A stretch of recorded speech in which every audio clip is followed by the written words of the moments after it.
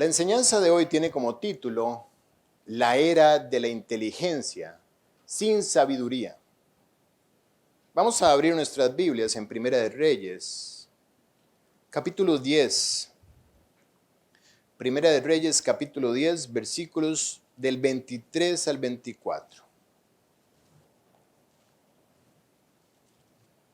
Primera de Reyes 10, del 23 al 24. Dice: Así excedía el rey Salomón a todos los reyes de la tierra, en riquezas y en sabiduría.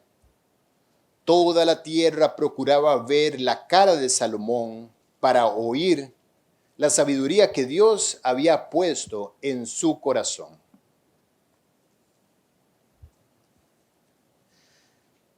Desde el principio de los tiempos, el hombre se ha esmerado por alcanzar el conocimiento, por crecer en él, por extender su intelecto.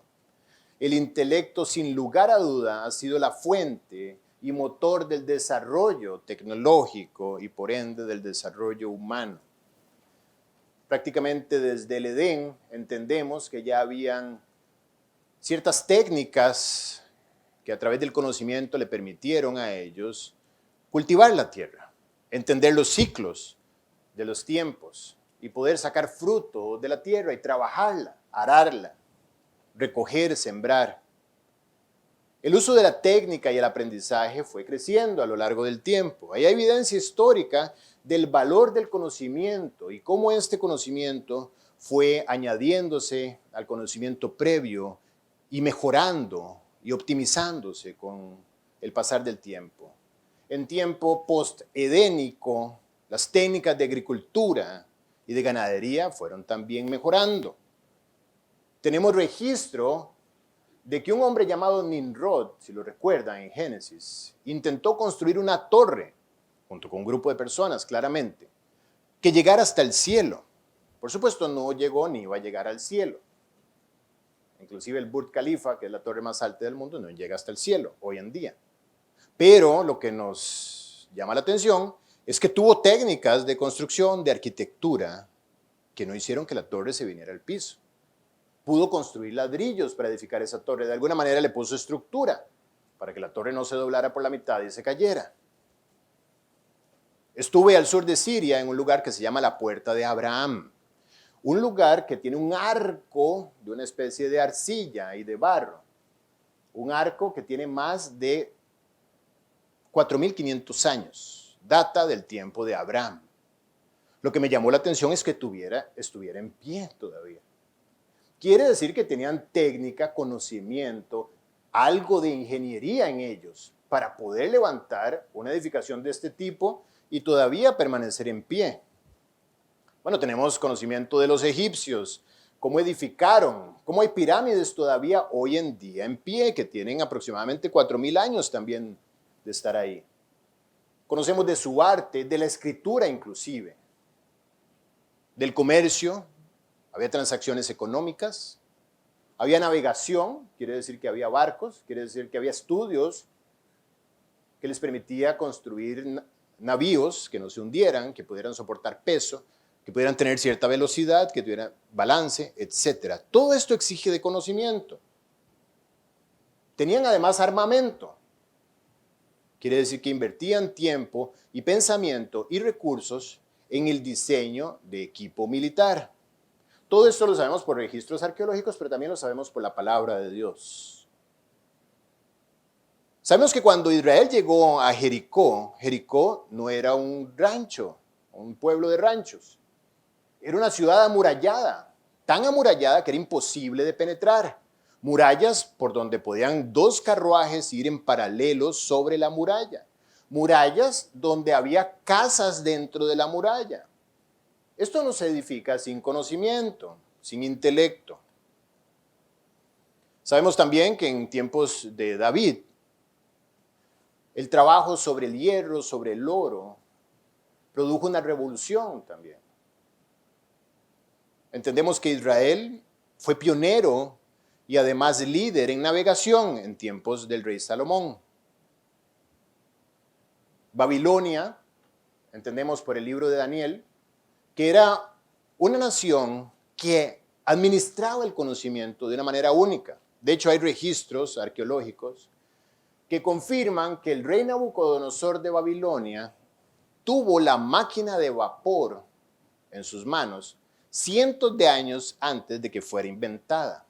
De hecho, si recuerdan que Nabucodonosor, en Daniel 1, manda a traer jóvenes, dice la Biblia, que fueran sin tacha, de buen parecer, enseñados en sabiduría, sabios en ciencia y de buen entendimiento.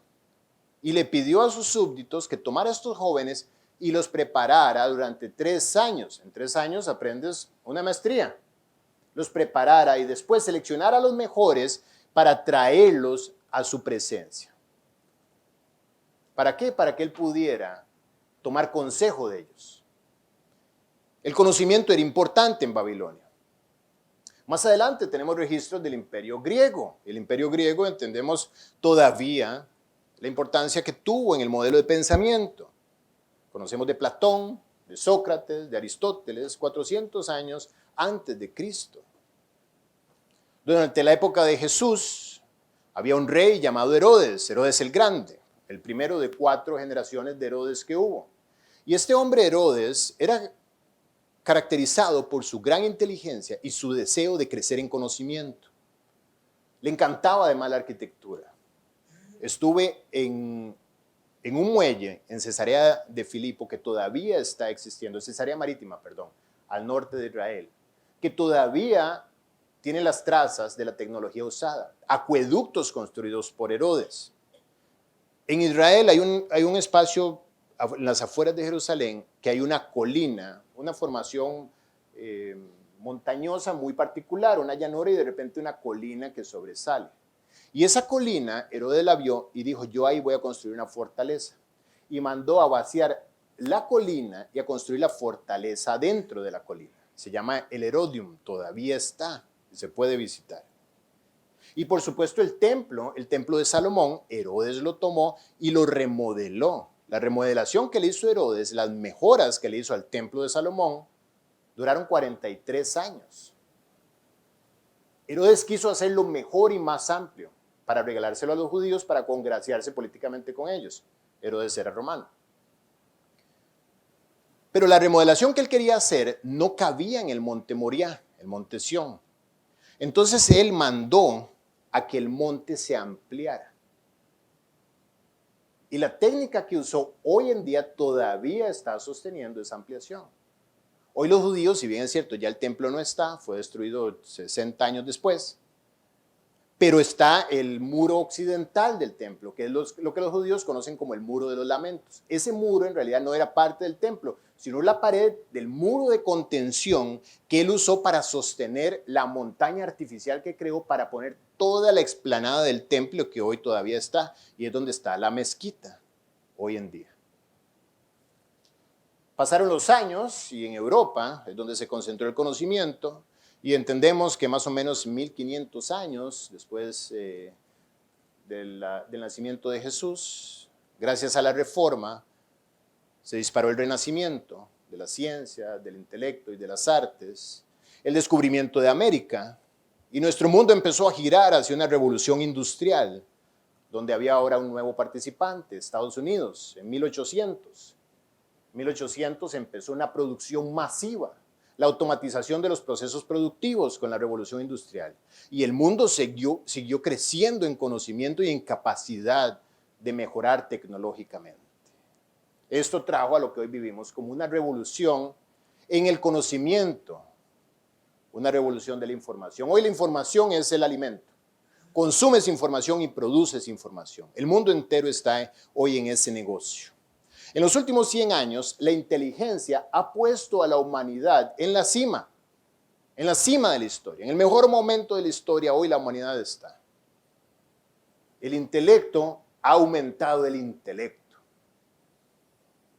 Gracias a las decisiones de investigar en la salud también, sobre todo en los medicamentos y en las vacunas, la tasa de natalidad se disparó hace aproximadamente 80, 100 años. Y los niños que no tenían oportunidad de nacer en un prácticamente 60% o de llegar a la edad adulta, pues empezaron a poblar este planeta. Hoy en día hay robots cirujanos. Tuve una cita con un primo de Katia, que es especialista en temas de ojos, y me iba a explicar la operación que me iba a hacer en mis ojos. Y me llevó básicamente a presentarme una máquina. Me dice, tú te acuestas ahí y la máquina va a tomar la córnea de tu ojo, la va a abrir con un láser, va a hacer la cirugía y luego eso automáticamente queda sellado. Y ese mismo día te quitas el parche y ya vas a ver bien. Estuve tentado de decirle, y te pago a ti o a la máquina. Un robot hacía el trabajo perfectamente de cortar una córnea sin dejarte ciego. Hoy hay robots que trabajan de manera remota en cirugías. El médico puede estar en Texas atendiendo una cirugía en Berlín. Y el paciente siendo operado en Berlín y el médico guiando el robot desde Texas. Hoy hay vehículos sin piloto. Estuve en Miami varios días usando un trolley, que era una especie de trencito. Y después de varias veces de usarlo, me pregunté, ¿dónde está el piloto de esto? Y me di cuenta que no tenía piloto. Igual los aviones pueden despegar, pueden aterrizar, pueden navegar sin piloto. Hoy tenemos asistentes virtuales y tenemos inteligencia artificial, que da miedo.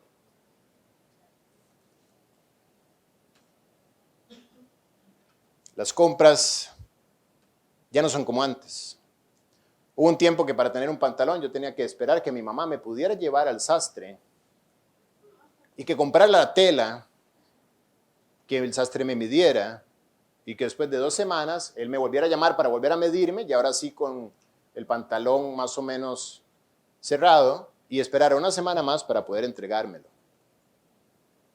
Hoy en día puedo comprarme un pantalón de China desde mi celular sin hablar con nadie y unos días después está en la puerta de mi casa sin haber interactuado con una sola persona.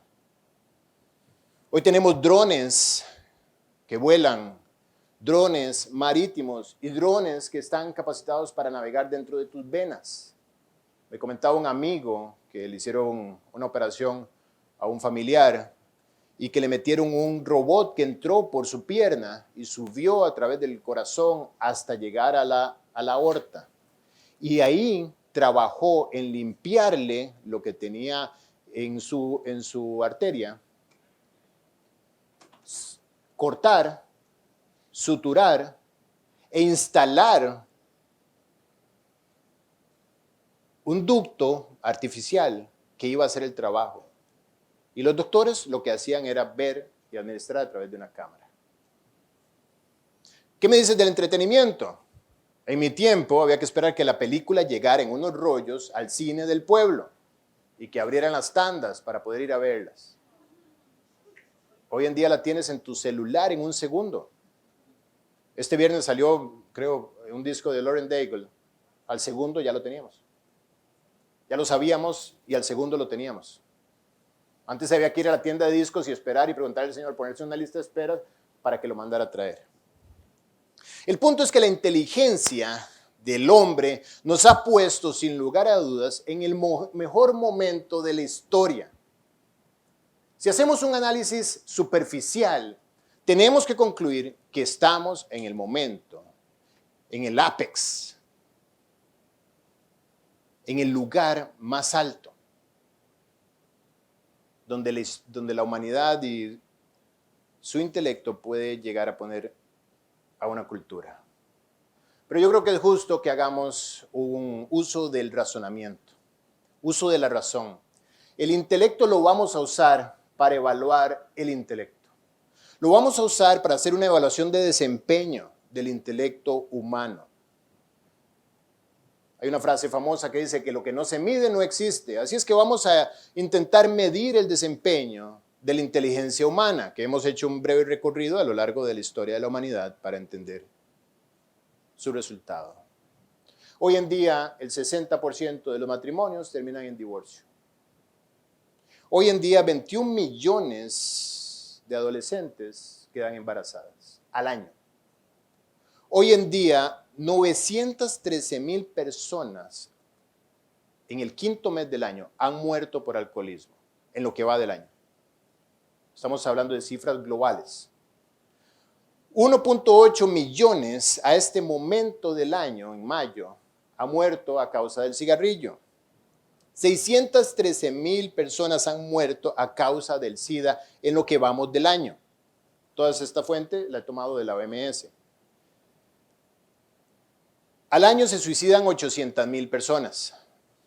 Eso quiere decir que hoy, mientras estemos acá, mientras compartamos en lo que vamos a hacer en la tarde, y llegas a poner tu cabeza en la almohada en la noche, 2.600 personas se han suicidado durante este día. Por día, 2.600. 800,000 al año. El aborto inducido en este año ha producido 16 millones de muertes en 5 meses.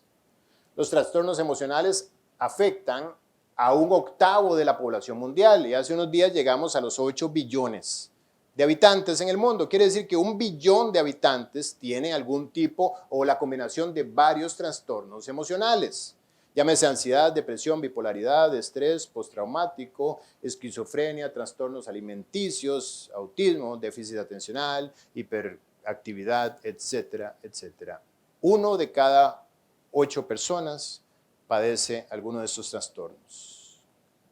Hoy se está invirtiendo o gastando más bien 146,000 millones de dólares en drogas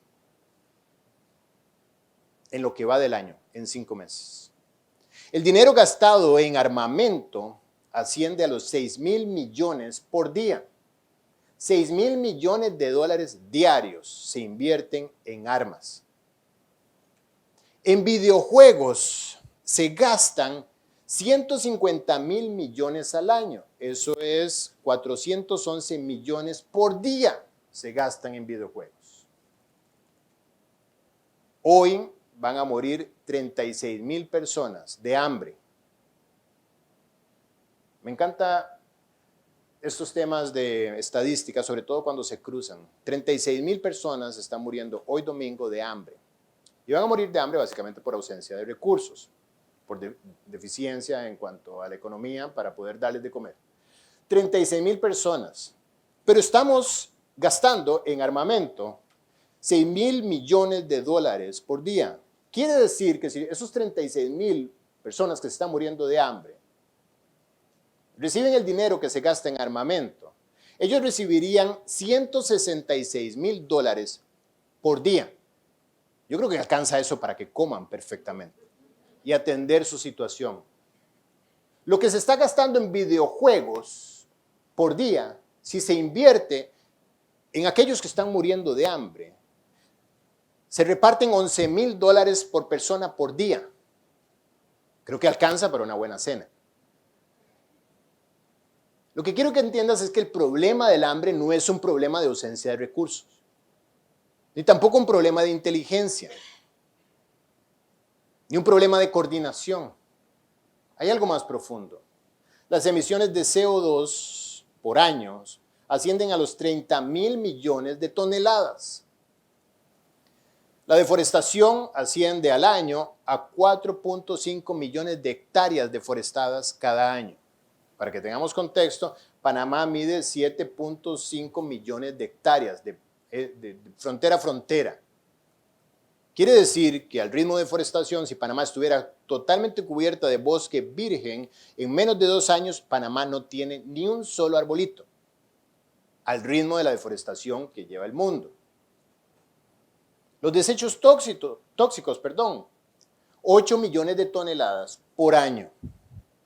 Lo que no se mide no existe. Si usamos estas estadísticas para evaluar el desempeño del intelecto humano, yo creo que el uso de la razón nos dice a nosotros que su desempeño es deficiente. Porque al ver estos números nos damos cuenta de que efectivamente, detrás de lo que parece un espejismo de estabilidad, de progreso, de desarrollo humano, hay sufrimiento, hay devastación, hay muerte. El intelecto humano no es la guía. Su desempeño es deficiente sobre la calidad de vida, sobre la salud física y mental y sobre el cuidado con el ambiente. Es deficiente, es solamente un espejismo, es humo. El rey Salomón habla de que vanidad de vanidades. 38 veces en el libro del Eclesiastés, él dice que todo es vanidad. La palabra vanidad en el hebreo original tiene que ver con algo que está, pero no está. Algo que es como el humo que no se puede agarrar, pero está. Pareciera que tiene masa, pareciera que tiene volumen, pareciera que es alcanzable, pero no está. Les voy a pedir un favor, a menos de que estén consultando la Biblia, que no creo, me apagan los celulares. ¿Ok? Me parece justo que si Dios está intentando hablarte, que tú intentes recibir. Y si vas a estar en el celular, yo creo que no es el lugar para que estés acá.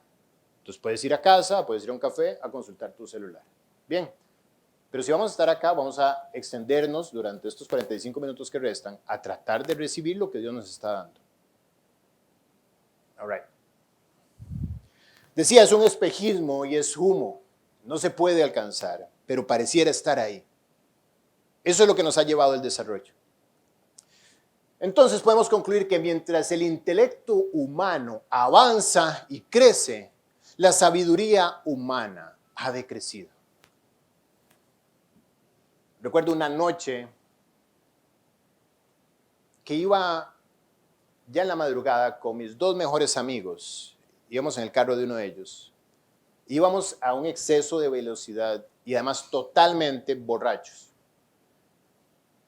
Y hay un punto donde hay una intersección que tiene una especie de hundimiento en la carretera. Entonces el carro saltó y mi amigo perdió el control y caímos, el carro voló literalmente y caímos en la acera frente a una casa y él siguió. Logró no sé cómo volver el carro a la calle y seguimos asustadísimos. Los tres éramos estudiantes de una de las 5 mejores universidades de Latinoamérica y ellos dos se graduaron con honores de esa universidad. Estábamos en el proceso de estudiar, pero ahí estaban ellos en el proceso de lograr su acreditación, donde la 5ª universidad de Latinoamérica les iba a decir que ellos eran estudiantes honorarios por su intelecto.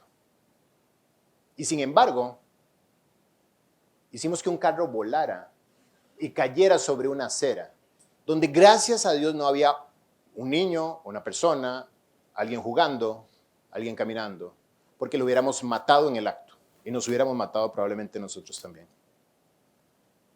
Pero el intelecto que había en ese carro requería de acreditación y reconocimiento y aplausos por una institución que decía que eran sobresalientes, que estaban por encima de lo mejor, con honores. Uno de los hombres más reconocidos por sus títulos y capacitados tomó el rol de presidente en la Casa Blanca, Bill Clinton. Tenía el poder para empezar una guerra nuclear si hubiera decidido hacerlo. Su intelecto no tenía ninguna mancha de duda y sin embargo perdió el control con su secretaria. Su testimonio fue manchado. Una pelea donde tuvo que dar defensa en tribunales, su familia se destruye. ¿Por qué? Porque su intelecto, a pesar de ser honoris causa en varias universidades en Estados Unidos, no le sirvió a él para hacer lo correcto. El mundo invierte en intelecto. Yo entré a la escuela a los 7 años. A los 6 estaba en el kinder. Y en mi kinder yo tenía 1 hora de siesta, 1 hora de comerme la merienda, 1 hora para cantar la canción de los esqueletos y 1 hora para jugar con plasticina. A los 6 años. Hoy en el kinder los niños aprenden sistemas, computación, mandarín, inglés, alemán. Y ya no solamente hay kinder, sino hay K6, K5, K4, K3, K2. Y para colmo, la carrera empieza antes de que nazcas. Ahora hay que ponerles Mozart en el vientre para que antes de nacer sean estimulados para ser más inteligentes, escuchando Mozart. La carrera por aprender no tiene comparación. No importa el costo que se invierta con tal de que aprendas y aprendas y desarrolles tu inteligencia. Ser el mejor es el propósito, no importa a qué costo. Papá y mamá hoy dejan la casa, dejan el nido, dejan los niños con una nana con tal de ir y conseguir el dinero para poder pagarles la mejor educación que se pueda, porque la carrera empieza desde niño y termina en el posgrado. La sed de poder nunca será satisfecha. Y hoy se enseña a los niños a tener hambre por el éxito y no temor por lo que está incorrecto.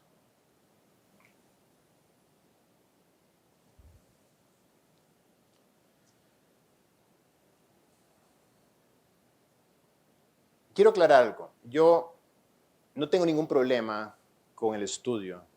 Amo estudiar. Amo la tecnología. Soy de formación de ingeniero de sistemas. Me encanta la tecnología. Tengo una maestría en administración de proyectos tecnológicos, con lo cual amo esto. Amo construir, amo crecer, amo edificar, amo ir adelante. Amo aprender. Tengo un MBA en finanzas, con lo cual no quiere decir que estoy diciendo que es necesario dejar de aprender. Lo que estoy diciendo es que esta no es la ruta para la humanidad. No es la forma con la cual vamos a alcanzar la plenitud. Buscando la inteligencia, la sabiduría se nos ha caído de las manos en la carrera por aprender más y creer que eso es todo. Cuando un hombre, siendo líder mundial, se carga de cargamento nuclear, puede ser que use el intelecto, pero actúa sin sabiduría. Cuando la diversión lleva a un hombre a consumir sustancias que destruyen su salud, puede ser que el intelecto esté actuando en él, pero actúa sin sabiduría. Cuando una persona gasta más de lo que gana, puede ser que esté usando su intelecto, pero está actuando sin sabiduría. Cuando un empresario se sale del margen de la ley, puede ser que esté usando el intelecto, pero no está usando de sabiduría. Cuando un joven se atreve a cruzar la barrera de la pureza con su pareja, puede ser que esté usando el intelecto, pero no está usando de sabiduría. Cuando un hombre se detiene y deja que sus ojos anden a través de las redes sociales sin rumbo, solamente viendo lo que salta a la vista, puede ser que esté usando de su intelecto, pero no está usando de sabiduría. Cuando un hombre no se detiene a escuchar a su esposa diariamente, a explorar su corazón y a confirmarle su amor por ella, puede ser que esté usando su intelecto, pero no está usando de sabiduría. Cuando un hombre se pone en una situación vulnerable, donde puede llegar a ser tentado, puede ser que está usando de su intelecto, pero no está usando de sabiduría. Cuando tus pensamientos no tienen rienda, puede ser que estés usando del intelecto, pero no estás usando de sabiduría. Cuando un hombre extiende su mano para aceptar la copa de vino que le ofrecen, puede ser que esté usando su intelecto y hasta pareciera intelectual, pero no está usando de sabiduría. Cuando oyes la advertencia divina y concluyes, seguiré actuando como quiero, a mí no me va a pasar, puede ser que estés usando de tu intelecto, pero no estás usando de sabiduría. ¿Cuál es el punto acá? No sabemos discernir el bien y el mal. No tenemos la visión para saber a dónde nuestras decisiones nos van a llevar. Y tenemos que concluir que el intelecto no es suficiente para poder nosotros tener certeza de que estamos escogiendo bien.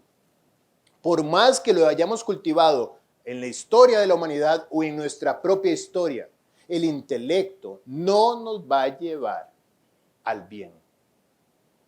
Necesitamos sabiduría. Ahora sí vamos a estudiar entonces el pasaje de este día.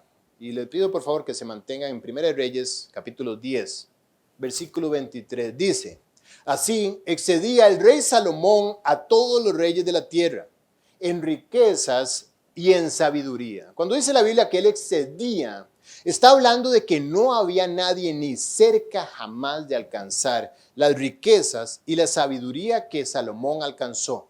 ¿Por qué? Recuerden 1 Reyes 3, cuando Dios aparece a Salomón y le dice, pide lo que quieras, Salomón pide sabiduría. Y Dios le dice, te voy a dar sabiduría tal que ningún hombre en ningún momento de la historia pueda tener más sabiduría de la que tú vas a recibir. Y como no pediste para ti otra cosa más que lo que convenía para el proyecto que yo tengo contigo, te voy a dar riquezas y abundancia y esplendor a tu reino, que jamás será comparable con otro reino. Por eso dice la Biblia que así era como excedía el rey Salomón a todos los reyes de la tierra. El rey Salomón, para entrar en contexto, era el heredero del trono. Es el 10º hijo del rey David, segundo hijo de David con Betsabé. Y es el heredero, según Dios, ni siquiera escogido por David, sino Dios escoge a Salomón como el futuro rey de Israel. Y en este momento ya Salomón está reinando, estamos estudiando 1 de Reyes capítulo 10, ya él está reinando y él está haciendo lo que Dios dijo que iba a llegar a hacer de acuerdo a su promesa. Y Salomón era hijo de esta mujer Betsabé. La Biblia enseña que ella fue una mujer prudente, una mujer que a pesar del desastre de esposo como padre que tenía en David, ella logró encaminar a su hijo por los caminos de sabiduría, responsabilidad que Dios le otorga a la mujer. El hombre no se puede desvincular, es cierto, del hogar, pero la Biblia dice que el niño consentido avergonzará a la madre, dando a entender de que la responsabilidad de la madre es formar un hombre que sea responsable de sus actos. Y cuando eso no ocurre, es la madre la que va a tener que dar la primera respuesta. Entendemos por el caso de Abraham y Sara y otros casos en la Biblia que Dios le pregunta siempre al hombre con respecto al estado general de su hogar. Pero cada quien, dice la Biblia también, que dará a Dios cuenta de sí. Así es que Betsabé hizo el trabajo que tenía que hacer. A pesar de lo atropellado, como hemos explicado en otra situación, a pesar de lo atropellado de la aparición de Betsabé en la historia de Israel, ella hace lo que debe hacer y ella se convierte en una mujer sabia, una reina. El pueblo entero la reconocía como la reina de Israel. Y dice que así excedía el rey Salomón, el hijo de Betsabé, a todos los reyes de la tierra, dándonos a entender que efectivamente había otros reinos, otros reyes, pero estos reyes no alcanzaban jamás la sabiduría que tenía Salomón por muchas razones. Primero, por lo que Dios le dio, pero además, básicamente, porque estos otros reyes no tenían el mismo Dios que Salomón tenía. No vivían igual y con lo cual no tenían acceso a la sabiduría que Salomón llegó a tener acceso. Y las riquezas, cuando dice que excedían en riquezas, estamos hablando de que la plata no tenía valor, el metal, la plata no tenía valor, porque había tanto oro que el metal no tenía valor. El trono de Salomón estaba recubierto de oro por completo. Todos los utensilios de su casa y del palacio eran de oro puro. Los escudos de sus siervos eran de oro. Todo era excesivamente lujoso por el esplendor que Dios le había dado. Y lo mejor de todo es que lo consumían, pero no se agotaba. Llegaba cada año más riquezas al reino y excedía el año anterior con todo y que ellos estaban usando y gastando. El rey Salomón excedía a los demás reyes de la tierra en riquezas y en sabiduría, que es nuestro tema del día de hoy. La palabra sabiduría en el hebreo significa exactamente lo mismo, sabiduría, pero tiene una particularidad. Sabiduría asociada a la acción, conocimiento asociado a la acción, la aplicación del conocimiento, podríamos decir. conocimiento hecho vida, conocimiento actuando. En hebreo eso es sabiduría. No es solamente texto, no es solamente verbal, es visto en la vida siendo ejecutado. Básicamente es el conocimiento hecho vida en la persona. Saber conducirse. Tener el correcto discernimiento. Eso es sabiduría. ¿Usa el entendimiento? Por supuesto. Pero no depende del entendimiento. Depende de la voluntad para aplicar el conocimiento. Conocimiento aplicado es sabiduría. Siempre la persona que es sabia hace lo que es conveniente, no hace lo que no le conviene. La sabiduría es opuesto a la insensatez. Y la definición que más me gusta, la sabiduría es la palabra de Dios hecha vida en ti. La palabra viviendo en ti, actuando en ti, tomándote desde adentro y haciéndote operar de la manera en que Dios considera que debe ser. El Proverbio 3:13, quédense donde están, yo voy rápidamente, Proverbios 3:13, nos da una definición con respecto a la sabiduría que estamos hablando.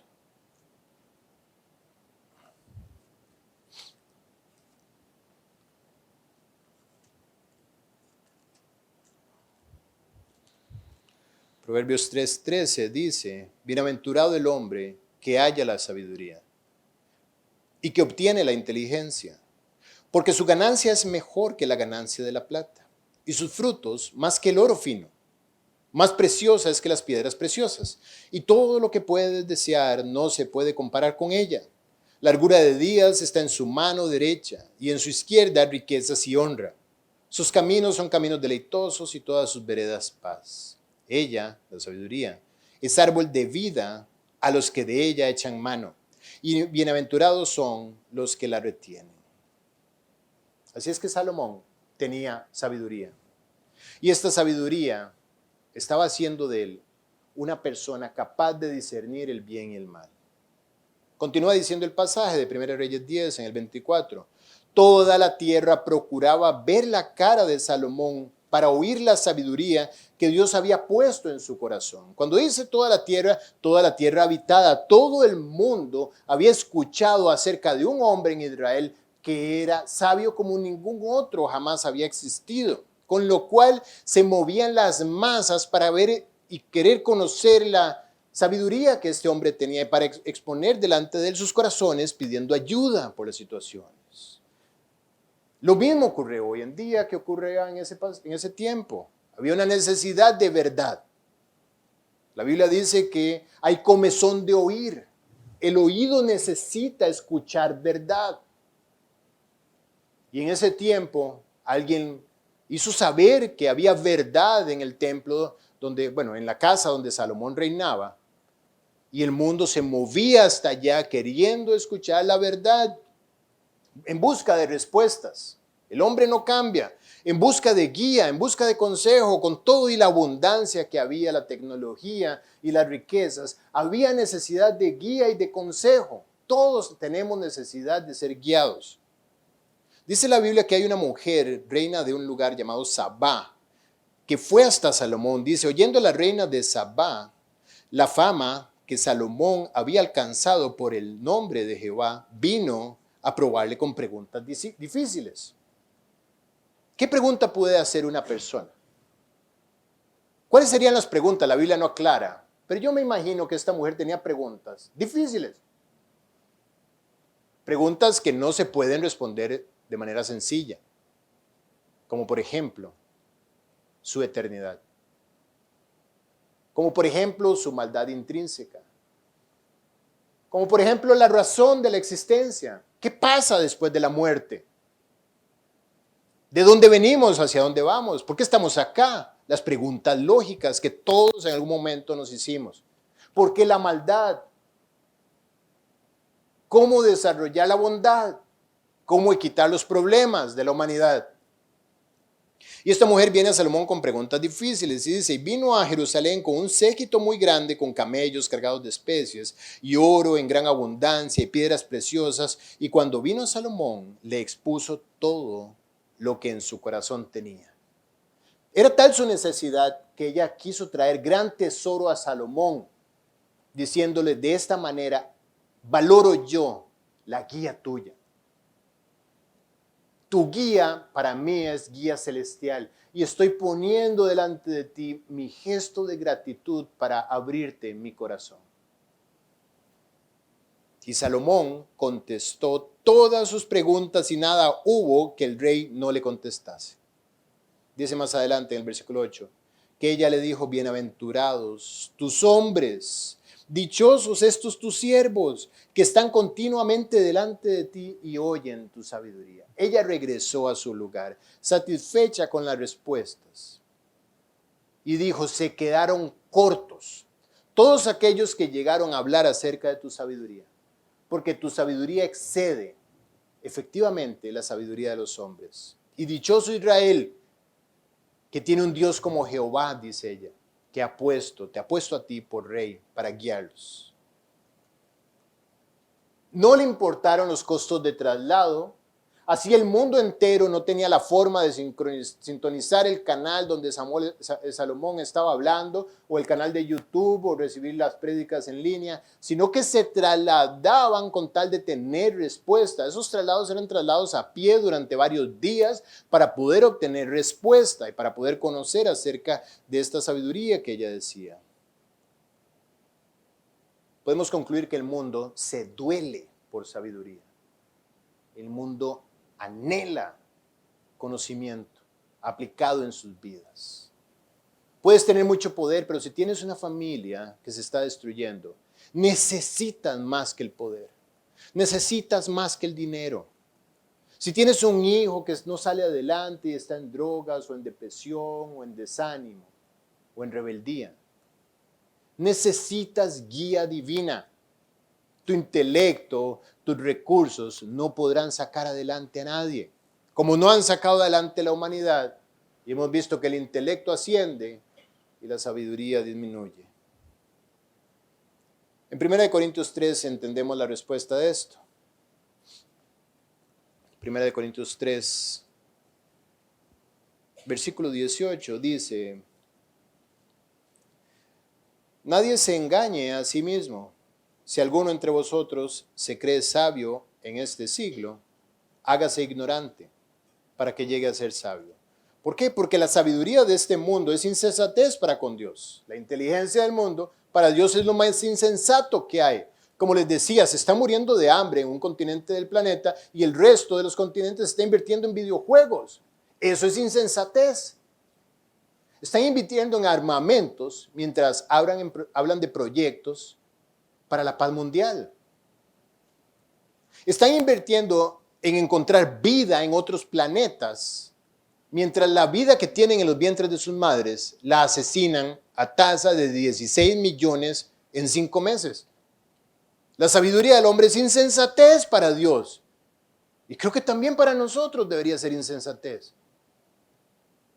La sabiduría de los hombres de este mundo es insensatez para con Dios, pues escrito está, además, dice, Él prende a los sabios en la astucia de ellos.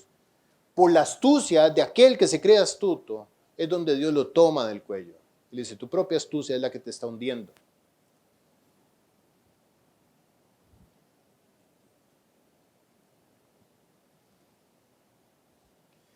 Así es que vamos a empezar un proceso que iniciaremos el día de hoy, para estudiar las 7 columnas de la sabiduría. No podemos pasar por encima y hablar de sabiduría sin desarmar este concepto y entender efectivamente qué es la sabiduría. Y yo creo que ustedes, al igual que yo, deben concluir, necesitamos sabiduría.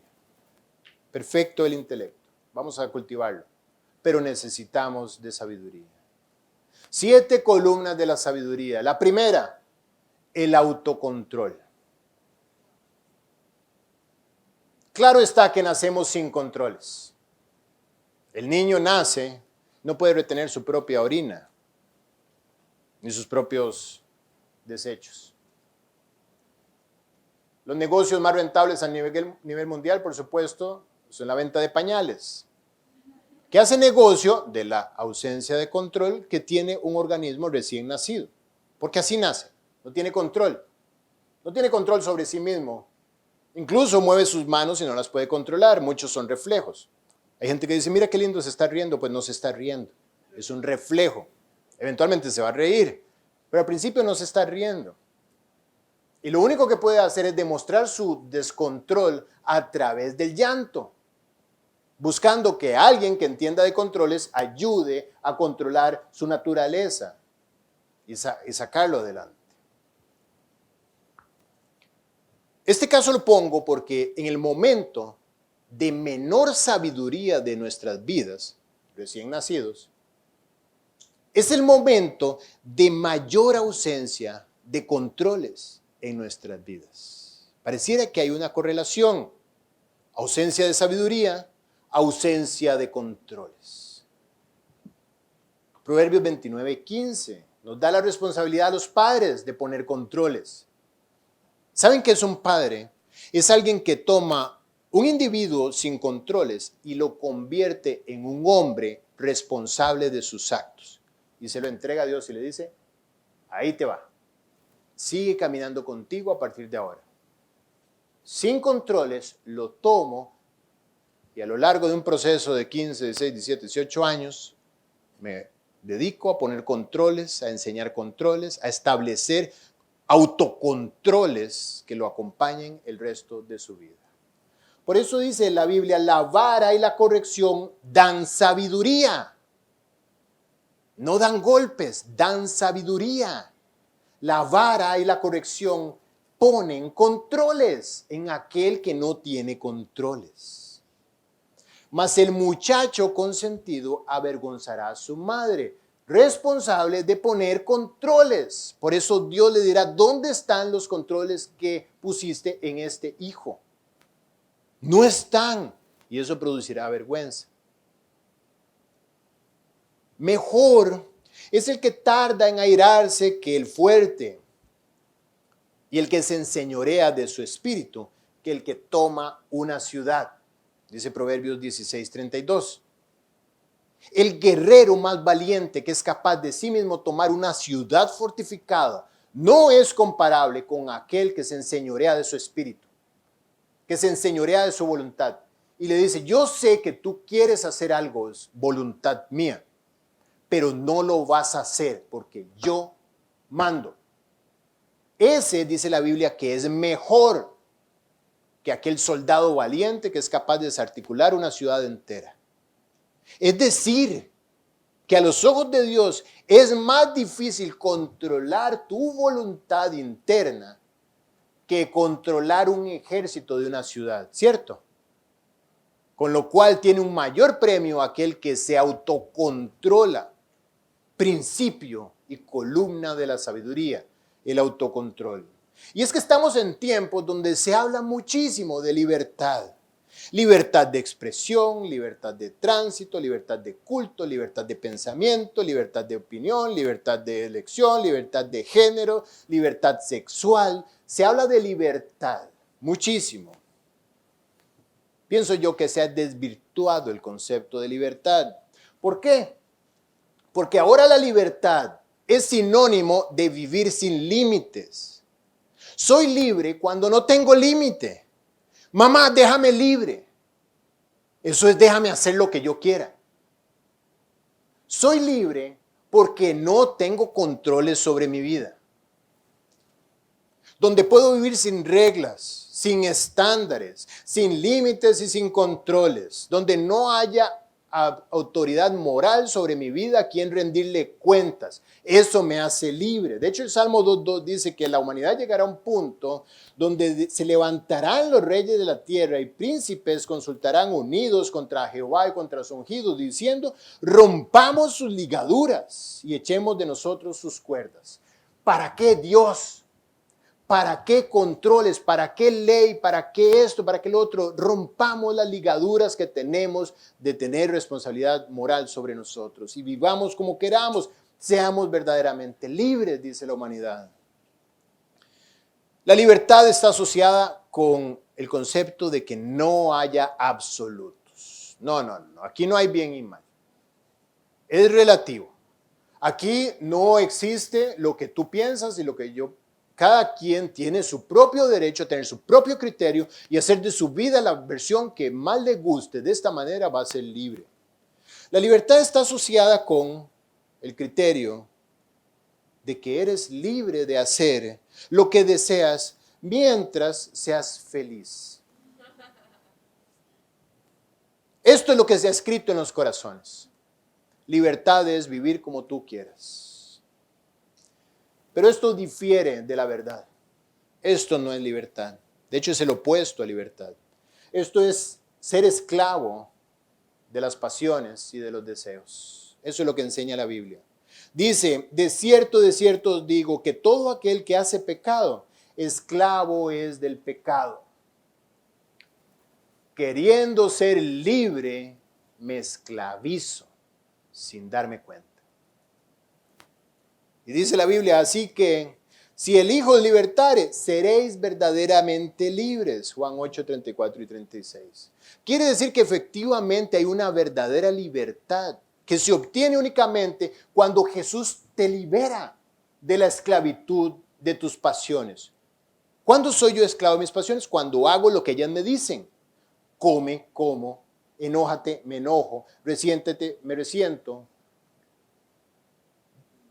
tengo revancha.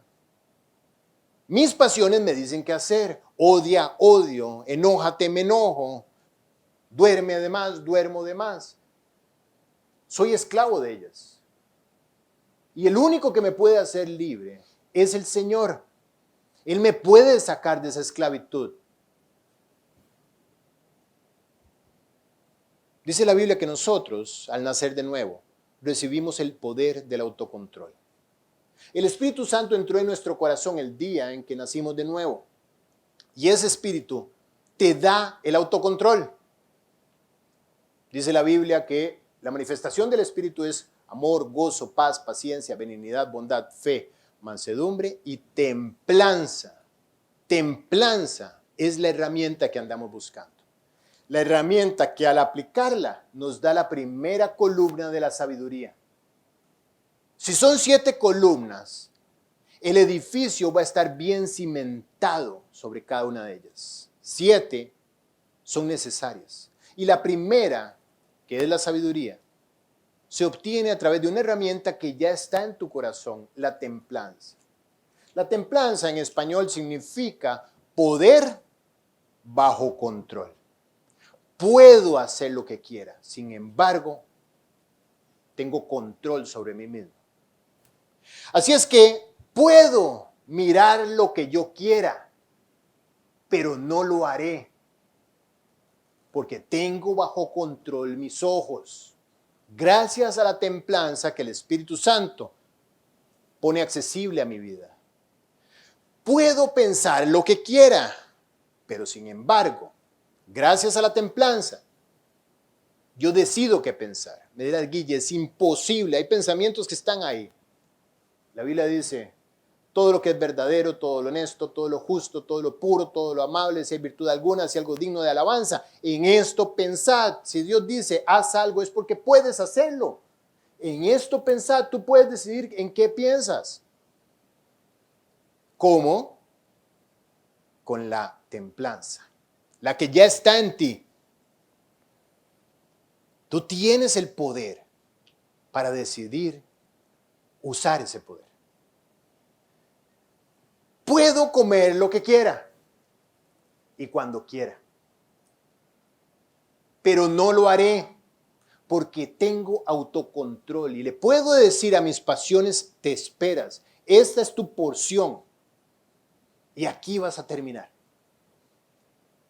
Puedo hacerlo, pero no lo hago porque tengo la templanza para hacerlo. Pilar de la sabiduría. Me conducirá a adquirir sabiduría y a vivir en sabiduría. Puedo hablar lo que quiera, pero le diré a mi lengua, no vas a hablar lo que quieras porque tengo la templanza y te puedo detener. Y así, enseñoreándome de mi espíritu, seré mejor que el que puede tomar una ciudad. Puedo comprar lo que quiera, entre comillas. Pero puedo comprar lo que quiera. Sin embargo, tengo que saber qué es lo que necesito comprar. Y tener el autocontrol, la suficiencia en el Espíritu Santo que me da la templanza para decir, puedo pagarlo, sí, pero no lo voy a comprar.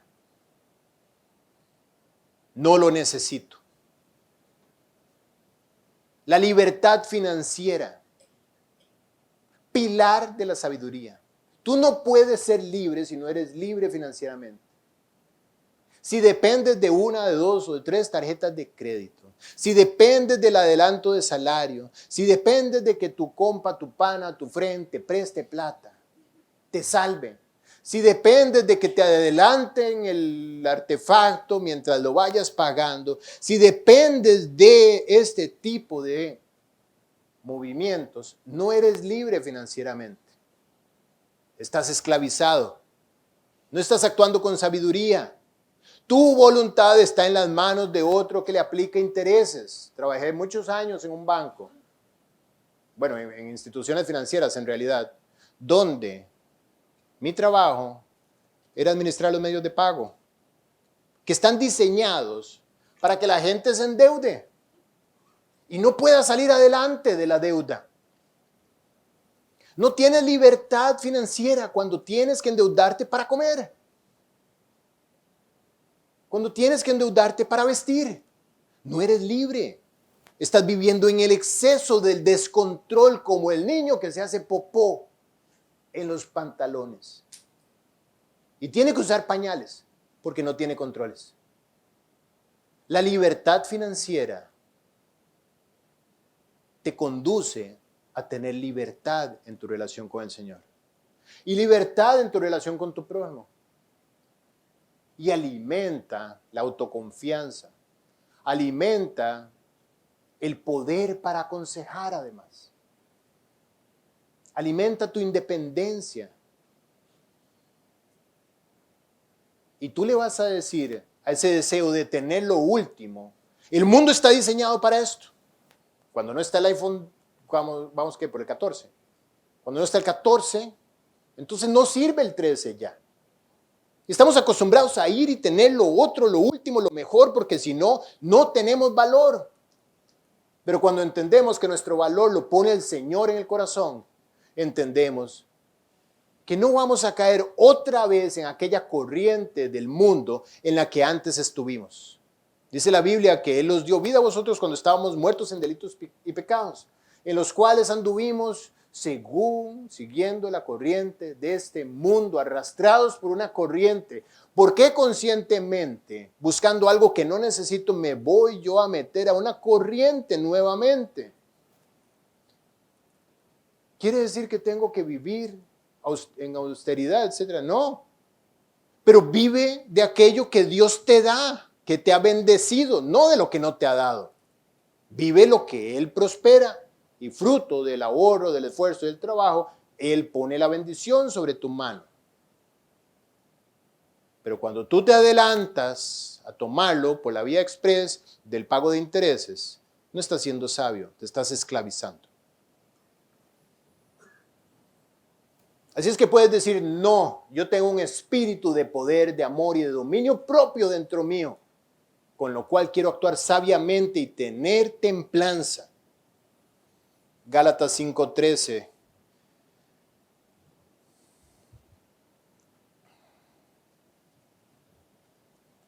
Dice, porque vosotros, hermanos, a libertad fuisteis llamados.